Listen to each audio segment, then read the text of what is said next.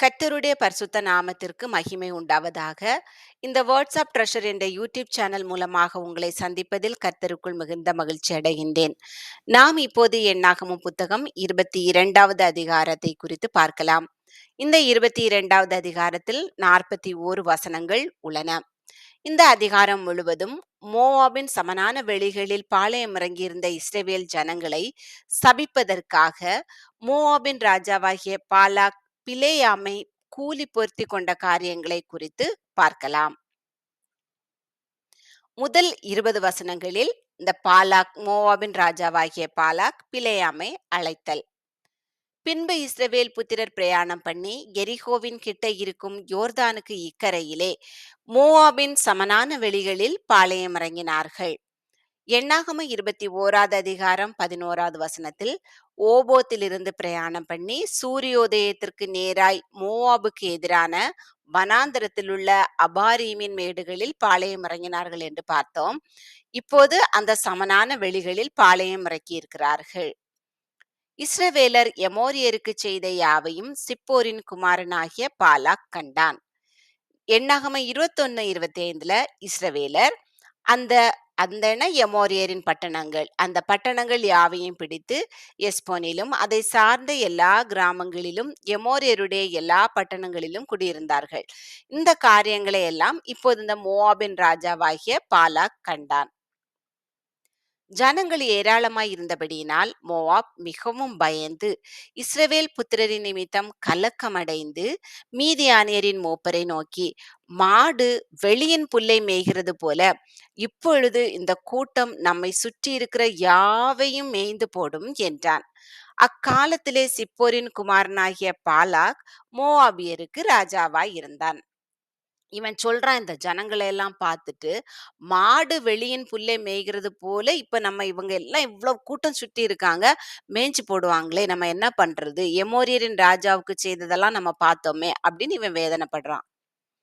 அவன் பேயோரின் குமாரனாகிய பிலேயாமை அழைத்து வரும்படி தன் சந்ததியாருடைய தேசத்தில் நதி அருகே உள்ள பெத்தூருக்கு ஸ்தானாபதிகளை அனுப்பி, எகிப்திலிருந்து ஒரு ஜனக்கூட்டம் வந்திருக்கிறது, அவர்கள் பூமியின் விசாலத்தை மூடி எனக்கு எதிரே இறங்கி இருக்கிறார்கள். இந்த பிலேயாம் அவனோட ஊர் பெத்தூர். அதுதான் இந்த மோவாப் ராஜாவாகிய பாலாக்கினுடைய சந்ததியாருடைய தேசம். அது நதி அருகே இருக்கிறது. அங்க அந்த பெத்தூருக்கு ஸ்தானாபதிகளை அனுப்பி எப்படியாவது இவனை கூட்டிட்டு வந்துடணும் அப்படின்னு நினைக்கிறான். அவர்கள் என்னிலும் பலவான்கள் ஆகிலும் நீர் ஆசீர்வதிக்கிறவன் ஆசீர்வதிக்கப்பட்டவன், நீர் சபிக்கிறவன் சபிக்கப்பட்டவன் என்று அறிவேன். ஆதலால் நீர் வந்து எனக்காக அந்த ஜனத்தை சபிக்க வேண்டும். அப்பொழுது ஒருவேளை நான் அவர்களை முறியடித்து அவர்களை இத்தேசத்திலிருந்து துரத்தி விடலாம் என்று சொல்ல சொன்னான். சோ கர்த்தருடைய பிள்ளைகள், கர்த்தர் தெரிந்து கொண்ட தீர்க்கதரிசிகள் ஆசீர்வதிக்கிறவர்கள் ஆசீர்வாதமா இருப்பார்கள், அவர்கள் சபிக்கிறவர்கள் சபிக்கப்பட்டவர்களாய் இருப்பார்கள் என்பதை இந்த பாலாக் ராஜா, மோவாபின் ராஜாவாகிய பாலாக் அறிந்திருக்கிறான். அதனால கர்த்தருடைய தீர்க்கதரிசியாகிய கர்த்தருடைய ஊழியக்காரனாகிய பிலேயாமை அந்த பெத்தேர்ல இருந்து கூப்பிடுறான். இங்க கூப்பிட்டு நீங்க இவங்களை எல்லாம் நீங்க சபிக்கணும் அப்படின்னு சொல்றான். இப்படியே மோவாபின் மூப்பரும் மீதியானின் மூப்பரும் குறிச்சொல்லுதற்குரிய கூலியை தங்கள் கையில் எடுத்துக்கொண்டு புறப்பட்டு பிலேயாமிடத்தில் போய் பாலாகின் வார்த்தைகளை அவனுக்கு சொன்னார்கள். இப்போ முதலா போறவங்க மோவாபின் மூப்பர், மீதியானின் மூப்பர். இந்த மூப்பர்கள் எல்லாம் சேர்ந்து இவனுக்கு அந்த கூலி, இவன் இந்த சொல்றதுக்குரிய கூலியை கையில எடுத்துக்கொண்டு போறாங்க. அவன் அவர்களை நோக்கி, ராத்திரிக்கு இங்கே தங்கியிருங்கள், கர்த்தர் எனக்கு சொல்லுகிறபடியே உங்களுக்கு உத்தரவு கொடுப்பேன் என்றான்.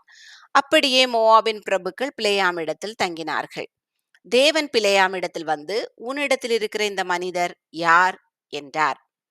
பிலேயாம் தேவனை நோக்கி, சிப்போரின் குமாரனாகிய பாலாக் என்னும் மோவாபின் ராஜா அவர்களை என்னிடத்துக்கு அனுப்பி, பூமியின் விசாலத்தை மூடுகிற ஒரு ஜனக்கூட்டம் எகிப்திலிருந்து வந்திருக்கிறது, ஆகையால் நீ வந்து எனக்காக அவர்களை சபிக்க வேண்டும். அப்பொழுது நான் அவர்களோட யுத்தம் பண்ணி ஒருவேளை அவர்களை துரத்தி விடலாம் என்று சொல்ல சொன்னான் என்றான். அவனே சொல்றான், ஒருவேளைதான் என்னால துரத்த முடியும் அப்படின்னு அவனே சொல்றான். அதற்கு தேவன் பிலேயாமை நோக்கி, நீ அவர்களோட போக வேண்டாம், அந்த ஜனங்களை சபிக்கவும் வேண்டாம், அவர்கள் ஆசீர்வதிக்கப்பட்டவர்கள் என்றார். தேவன் பிலேயாம்ட்ட ஆல்ரெடி சொல்லிடுறாரு, "நீ போ வேண்டாம். அந்த ஜனங்கள சபிக்க வேண்டாம். அவர்கள் ஆசீர்வதிக்கப்பட்டவர்கள்." பிலேயாம் காலமே எழுந்து பாலாகின் பிரபுக்களை நோக்கி, "நீங்கள் உங்கள் தேசத்திற்கு போய்விடுங்கள். நான் உங்களோடே கூட வருகிறதற்கு கர்த்தர் எனக்கு உத்தரவு கொடுக்க மாட்டோம் என்கிறார்" என்று சொன்னார். இப்ப நல்ல பிள்ளையா சொல்லிட்டாரு. "ஓகே, நீங்க போயிடுங்க. நான் வரமாட்டேன். கர்த்தர் எனக்கு உத்தரவு கொடுக்கல" அப்படின்னு சொல்லிட்டாரு. அந்தபடியே மோவாபியருடைய பிரபுக்கள் எழுந்து பாலாகினிடத்தில் போய், "பிலேயாம் எங்களோடே வரமாட்டேன் என்று சொன்னான்" என்றார்கள். பாலாக் மறுபடியும் அவர்களிலும் கனவான்களான அதிக பிரபுக்களே அனுப்பினான். முதல்ல மோவாபின் பிரபுக்கள், மீதியான் பிரபுக்கள் எல்லாரும் வந்தாங்க. இப்போ அவர்களிலும் கனவான்களான அதிக பிரபுக்களை நிறைய பேரை அனுப்புறான். அவர்கள் பிலேயாமிடத்தில் போய் அவனை நோக்கி, "சிப்போரின் குமாரனாகிய பாலாக் எங்களை அனுப்பி, நீர் என்னிடத்தில் வருகிறதற்கு தடைபட வேண்டாம். உம்மை மிகவும் கனம் பண்ணுவேன். நீர் சொல்வதையெல்லாம் செய்வேன். நீர் வந்து எனக்காக அந்த ஜனங்களை சபிக்க வேண்டும் என்று சொல்லச் சொன்னார்" என்றார்கள். இத கேட்ட உடனே இவர் என்ன சொல்லியிருக்கணும்?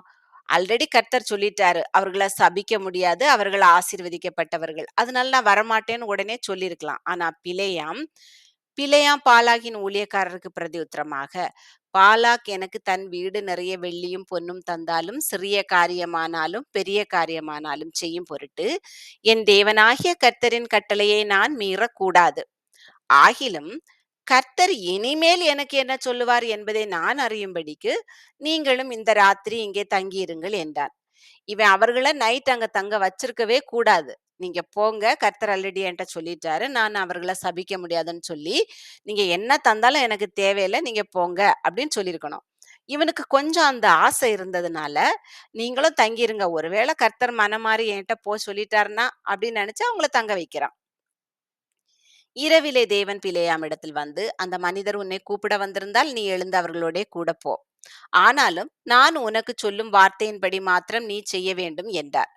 நைட்டு கர்த்தர் அவனுக்கு தரிசனமாகி சொல்றாரு, "அவங்க உன்னை கூப்பிட வந்திருந்தா அவங்க கூட போ." ஆனா இவன் அப்ப சொல்லியிருக்கணும், "இல்ல ஆண்டவரே, நீங்க ஆல்ரெடி சொல்லிட்டீங்க போ வேண்டான்னு, போவலன்னு." கர்த்தருக்கு தெரியுது இவனுடைய உள்ளான இருதயம் எப்படி இருக்குன்னு சொல்லிட்டு, "அதனால நீ எழுந்து போ. ஆனால் நான் உனக்கு சொல்லும் வார்த்தையின்படி மாத்திரம் நீ செய்ய வேண்டும்" என்றார். அப்ப இவன் காலையில எழும்பி அவர்கள்ட்ட சொல்லியிருக்கணும், "சரி, கர்த்தர் சொன்னதுபடி நான் உங்க கூட வாரேன்.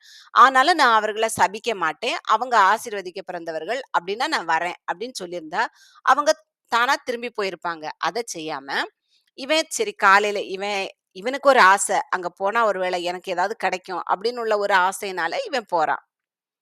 பிலேயாம் காலமே எழுந்து தன் கழுதையின் மேல் சேணம் கட்டி மோவாபின் பிரபுக்களோடே போனான். இவனுக்கு நைட்டு தூக்கமே வரல. கர்த்தர் சொல்லிட்டாரு சொல்லிட்டாருன்னு காலமே எழும்புறான். எழும்பி கழுதையின் மேல் சேணம் கட்டி மோவாபின் பிரபுகளோட கூட போறான். அவன் போகிறதுனால் தேவனுக்கு கோபம் உண்டது. கர்த்தருடைய தூதனானவர் வழியிலே அவனுக்கு எதிராளியாக நின்றார். அவன் தன் கழுதையின் மேல் ஏறி போனான். அவன் வேலைக்காரர் 2 பேரும் அவனோட இருந்தார்கள். இவனுக்கு வேற வேலைக்காரர் இருக்காங்க. அவன் 2 வேலைக்காரரையும் கூட்டிட்டு இவனுக்கு கழுதைக்கு மேல ஏறி இவன் போறான் அந்த மோவாபின் பிரபுக்களோட. அதிக கனவான்களான பிரபுக்களோட போறான். கர்த்தருடைய தூதனானவர் உருவின பட்டயத்தை தம்முடைய கையிலே பிடித்துக்கொண்டு வழியிலே நிற்கிறதை கழுதை கண்டு வழியை விட்டு வயலில் விலகி போயிற்று. கழுதையை வழியில் திருப்ப பிலேயாம் அதை அடித்தான். இந்த கர்த்தருடைய தூதனான இவன் போறது, இவன் அவங்கள்ட்ட உண்மையை சொல்லல. கர்த்தர் அவங்க ஆசீர்வதிக்கப்பட்டவர்கள்ன்னு சொல்லியிருக்காரு. நான் சபிக்க மாட்டேன். இதெல்லாம் சொல்லவே இல்ல. அவன் அப்படியே போறான். ஒரு ஆசையில போறான்.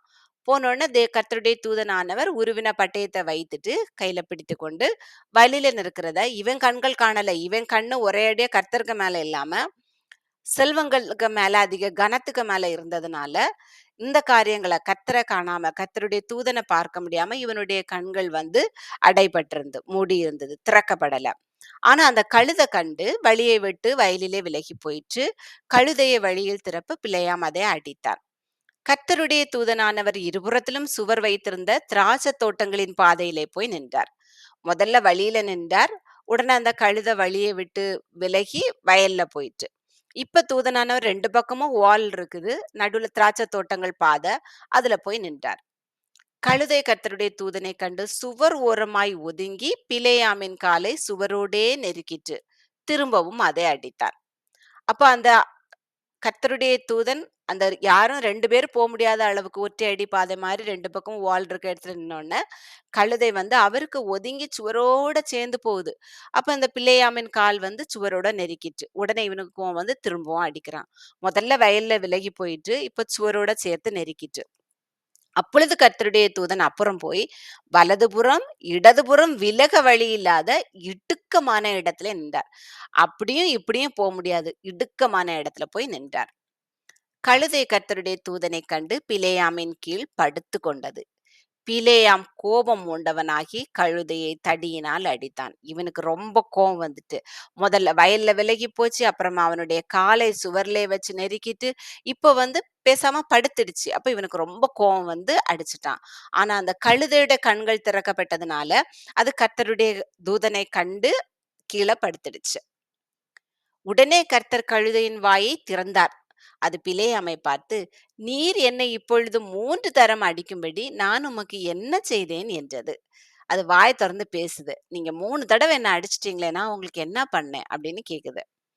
2 பேதுரு 2, 15, 16ல அவன் அநீதத்தின் கூலியை விரும்பி தன்னுடைய அக்கிரமத்தின் நிமித்தம் கடிந்து கொள்ளப்பட்டான். அவன் என்ன கூலியை விரும்பி போனானா? அநீதத்தின் கூலியை விரும்பி. கர்த்தர் சொல்லிட்டாரு ஆசீர்வதிக்கப்பட்டவர்கள் சொன்ன பிறகும் அந்த கூலிக்கு ஆசைப்பட்டு தன்னுடைய அக்கிரமத்தின் நிமித்தம் கடிந்து கொள்ளப்பட்டான். பேசாத மிருகம் மனுஷர் பேச்சை பேசி தீர்க்கதரிசியினுடைய மதிகேட்டை தடுத்தது. அப்பொழுது பிலேயாம் கழுதையை பார்த்து, நீ என்னை பரியாசம் பண்ணி கொண்டு வருகிறாய். என் கையில் ஒரு பட்டயம் மாத்திரம் இருந்திருந்தால் இப்பொழுதே உன்னை கொன்று போடுவேன் என்றார். கழுதை பிலேயாமை நோக்கி, நீர் என்னை கை கொண்ட காலம் முதல் இந்நாள் வரைக்கும் நீர் ஏறின கழுதை நான் அல்லவா? இப்படி உமக்கு எப்போதாகிலும் நான் செய்தது உண்டா என்றது. அதற்கு அவன் இல்லை என்றான். அப்ப இதுவரைக்கும் இந்த கழுதை அவன் என்ன சொன்னானோ அதன்படி அவன் சொல் கேட்டு நடந்திருக்கு. ஆனா இப்ப இப்படி பண்ணோன்னா அவனுக்கு கோபம் வந்துடுச்சு. அப்பொழுது கர்த்தர் பிலேயாமின் கண்களை திறந்தார். வழியிலே நின்று உருவின பட்டயத்தை தம்முடைய கையிலே பிடித்திருக்கிற கர்த்தருடைய தூதனை அவன் கண்டு தலை குனிந்து முகங்குப்புற விழுந்து பணிந்தான். கர்த்தர் அவனுடைய கண்களை திறந்த உடனே கர்த்தருடைய தூதன் ஒரு பட்டயத்தை வச்சு நிக்கிறத பாக்குறான். பார்த்த உடனே தலை குனிந்து முகங்குப்புற விழுந்து அவனை பணிந்து கொண்டான். கர்த்தருடைய தூதனானவர் அவனை நோக்கி, நீ உன் கழுதையை இதோடே 3 தரம் அடித்தது என்ன? உன் வழி எனக்கு மாறுபாடா இருக்கிறதுனால் நான் உனக்கு எதிரியாக புறப்பட்டு வந்தேன். நீ போறது எனக்கு பிடிக்கல. ஆனா நீ வந்து நான் அவர்களை சபிக்க மாட்டேன் என்று நீ அவர்களிடத்தில் சொல்லவும் இல்ல. நீ அந்த அநீதத்தின் கூலிய விரும்பி போற. அதனால எனக்கு பிடிக்கல. உன் வழி எனக்கு மாறுபாடா இருக்கிறது. அதனால நான் உனக்கு எதிரியா புறப்பட்டு வந்தேன். கழுதை என்னைக் கண்டு இந்த 3 தரம் எனக்கு விலகிற்று. எனக்கு விலகாமல் இருந்ததானால், இப்பொழுது நான் உன்னைக் கொன்று போட்டு கழுதையை உயிரோடே வைப்பேன் என்றார். அது மட்டும் விலகாம இருந்திருந்து, நான் உன்ன கொன்னுட்டு கழுதைய உயிரோட வச்சிருப்பேன் அப்படின்னு சொன்னார். அப்பொழுது பிலேயாம் கர்த்தருடைய தூதனை நோக்கி, நான் பாவம் செய்தேன். வழியிலே நீர் எனக்கு எதிராக நிற்கிறதை அறியாதிருந்தேன். இப்பொழுதும் உமது பார்வைக்கு இது தகாததாய் இருக்குமானால் நான் திரும்பி போய் விடுகிறேன் என்றான். இது 14வது அதிகாரம் 40வது வசனத்துல இந்த இஸ்ரவேல் புத்திரர் துர்ச்செய்தியை கேட்ட உடனே அதிகாலமே அவர்கள் எழுந்திருந்து நாங்கள் பாவம் செய்தோம். கர்த்தர் வாக்குத்தத்தம் பண்ண இடத்துக்கு நாங்கள் போவோம் என்று சொல்லி மலையின் உச்சில ஏறுறாங்க. அங்கேயே அவங்க சொல்றாங்க, நாங்க பாவம் செய்துட்டோம். அப்படின்னா, ஓகே நீங்க சொல்றபடி நாங்க கேட்போம்ன்னு சொல்லாம, வாக்குத்தத்தம் பண்ண இடத்துக்கு நாங்க போவோம் அப்படின்னு சொன்னாங்க. இங்க இவன் சொல்றான், இப்போ உமக்கு பார்வைக்கு இது தகாததா இருக்குமானால் நான் திரும்பி போயிடுறேன். உமக்கு பிடிக்கலைன்னா நான் போயிடுறேன் அப்படின்னு சொல்றான். கர்த்தருடைய தூதனானவர் பிலேயாமை நோக்கி, அந்த மனிதரோடே கூட போ. நான் உன்னோடே சொல்லும் வார்த்தையை மாத்திரம் நீ சொல்லக் கடவாய் என்றார். அப்படியே பிலேயாம் பாலாகின் பிரபுக்களோடே கூட போனான். பிலேயாம் வருகிறதை பாலாக் கேட்ட மாத்திரத்தில் கடைசி எல்லையான அர்னோன் நதியின் ஓரத்தில் உள்ள மோவாபின் பட்டணம் மட்டும் அவனுக்கு எதிர்கொண்டு போனான். பிலேயாம் வரான் அப்படின்னு கேட்டோன்னா பாலாக்கு பயங்கர சந்தோஷம். மோவாபின் ராஜாவாகிய பாலாக்குக்கு அதை கேட்ட உடனே அந்த மோவாப் தேசத்தினுடைய கடைசி எல்லை அர்னோன் நதி, அதுக்கு அந்த பக்கம் எமோரியர். சோ அந்த கடைசி எல்லைக்கு மட்டும் அவன் எதிர்கொண்டு போறான். நம்ம 21வது அதிகாரத்துல 13வது வசனத்துல பார்த்தோம். எமோரியரின் எல்லையிலிருந்து வருகிறதும், வனாந்திரத்தில் ஓடுகிறதுமான அர்னோன் ஆற்றுக்கு இப்புறம் பாளையம் இறங்கினார்கள். அந்த அர்னோன் மோவாபுக்கும், எமோரியருக்கும் நடுவே இருக்கிற மோவாபின் எல்லை. சோ அந்த அர்னோன் ஆறு, அந்த அர்னோன் நதி மோவாபியருக்கும், எமோரியருக்கும் நடுவே இருக்கிற அந்த கடைசி எல்லை. சோ அங்க வரைக்கும் வரான். அது பக்கத்துல இருக்கிற பட்டணம் மட்டும் அவன் எதிர்கொண்டு போறான். இந்த பாலாக். இவன் ஒரு ராஜா. இந்த பிலேயாமுக்கு எதிர்கொண்டு போறான். பாலாக் பிலேயாமை நோக்கி, உம்மை அழைக்கும்படி நான் ஆவலோடே உம்மிடத்தில் ஆள் அனுப்பவில்லையா? என்னிடத்திற்கு வராமல் இருந்ததென்ன? ஏற்ற பிரகாரமாக உம்மை நான் கனம் பண்ண மாட்டேனா? என்றார். அப்பொழுது பிலேயாம் பாலாகை நோக்கி, இதோ உம்மிடத்திற்கு வந்தேன். ஆனாலும் ஏதாகிலும் சொல்லுகிறதற்கு என்னாலே ஆகுமோ? தேவன் என் வாயிலே அளிக்கும் வார்த்தையையே சொல்லுவேன் என்றான். இவனுக்கு காலெல்லாம் இப்ப நல்லா காயம் பட்டு இவனுக்கு இப்ப கொஞ்சம் புத்தி வந்துட்டு, கர்த்தர் சொல்றத மட்டும் தான் நான் சொல்லுவேன். தேவன் என் வாயில என்ன அளிக்கிறாரோ, வார்த்தையை அளிக்கிறாரோ அதை மட்டும் சொல்லுவேன் அப்படின்னு சொல்றான். பிலேயாம் பாலாகுடனே கூட போனான். அவர்கள் கீரியாத் ஊசோத்தில் சேர்ந்தார்கள். பாலாகும் பிலேயாமும் சேர்ந்து கீரியாத் ஊசோத் என்னும் இடத்தில் சேர்ந்தார்கள். அங்கே பாலாக் ஆடு மாடுகளை அடித்து பிலேயாமுக்கும் அவனோடு இருந்த பிரபுக்களுக்கும் அனுப்பினான். அங்க பெரிய விருந்து பண்றான். பிலேயாம் வந்தோடனே பாலாக் நிறைய ஆடு மாடெல்லாம் அடிச்சு பயங்கர விருந்து பண்றான். இது அடுத்து பிலேயாமின் முதல் தீர்க்க தரிசனத்துக்கு ஒரு தொடக்கம். மறுநாள் காலமே பாலாக் பிலேயாமை கூட்டிக் கொண்டு அவனை பாகாலுடைய மேடுகளில் ஏற பண்ணினான். அவ்விடத்திலிருந்து பிலேயாம் ஜனத்தின் கடைசி பாளையத்தை பார்த்தான். அந்த பாகாலுடைய மேடுகளில் ஏறினார்கள் 2 பேரும். ஆனா அங்க இருந்து பிலேயாம் பார்த்தது இந்த இஸ்ரவேல் ஜனங்களுடைய கடைசி பாளையம் மட்டும்தான். 21 எண்ணாகமம் 21 29ல ஐயோ மோவாபே, கேமோஷ் தேவனின் ஜனமே, இந்த மோவாபியர்களுடைய தேவன் கேமோஷ், நீ நாசமானாய். தப்பி ஓடின தன் குமாரரையும் தன் குமாரத்திகளையும் எமோரியரின் ராஜாவாகிய சீகோனுக்கு சிறைகளாக ஒப்பு கொடுத்தான் அப்படின்னு ஆல்ரெடி இந்த மக்கள் ஜனங்கள் இஸ்ரேல் ஜனங்கள் பாடிட்டாங்க. எமோரியரின் ராஜாவாகிய சீகோனை வெற்றி கொண்ட உடனே இப்படி பாடிட்டாங்க. இப்ப இவன் இவர்களை சபிக்கிறதற்காக இந்த பாகாலுடைய மேடுகள்ல ஏற பண்ணுகிறான். இந்த அதிகாரத்துல இஸ்ரவேல் புத்திரர் எரிகோவின் கிட்ட இருக்கும் மோவாபின் சமனான வெளிகளில் பாளையம் இறங்கியிருந்த போது மோவாபின் ராஜாவாகிய பாலாக் பிலேயாமை அழைத்தது, அவர்களை சபிக்கும்படியாக அழைத்தது. மோவாபின் மூப்பரும் மீதியானின் மூப்பரும் குறி சொல்லுதற்குரிய கூலியை தங்கள் கையில் எடுத்துக்கொண்டு புறப்பட்டு பிலேயாமை சந்தித்தது. கனவான்களான அதிக பிரபுக்கள் பிலேயாமை சந்தித்தது. கர்த்தருடைய தூதனானவர் உருவின பட்டயத்தை தம்முடைய கையிலே பிடித்துக்கொண்டு வழியிலே பிலேயாமை சந்தித்தது. பேசாத மிருகமாகிய கழுதை மனுஷர் பேச்சை பேசி தீர்க்கதரிசனுடைய அந்த மதிகேட்டை தடுத்தது. பிலேயாம் வருகிறதை பாலாக் கேட்டவுடன் மோவாபின் கடைசி எல்லையான அர்னோன் நதியின் ஓரத்தில் உள்ள பட்டணம் மட்டும் அவனுக்கு எதிர்கொண்டு போனது. பீலேயாம் பாலாகுடனே கூட போய் கீரியாத் ஊசோத்தில் சேர்ந்தது. பீலேயாம் தன் முதல் தீர்க்க தரிசனத்தை கூற பாகாலுடைய மேடுகளில் ஏறிய காரியங்களை குறித்து பார்த்தோம். கர்த்தர் உங்களை ஆசீர்வதித்து காக்க கடவர். நாமும் கர்த்தருடைய வார்த்தைகளுக்கு செவி கொடுத்து அவருடைய வார்த்தையின்படி நடந்தால் அவருடைய முழுமையான ஆசீர்வாதங்களை நம்முடைய வாழ்க்கையில் பெற்று அநேகருக்கு நம்மை ஆசீர்வாதமாக இருக்க கர்த்தர் கிருபை செய்வார். கர்த்தருடைய நாமம் மகிமைப்படுவதாக. ஆமேன்.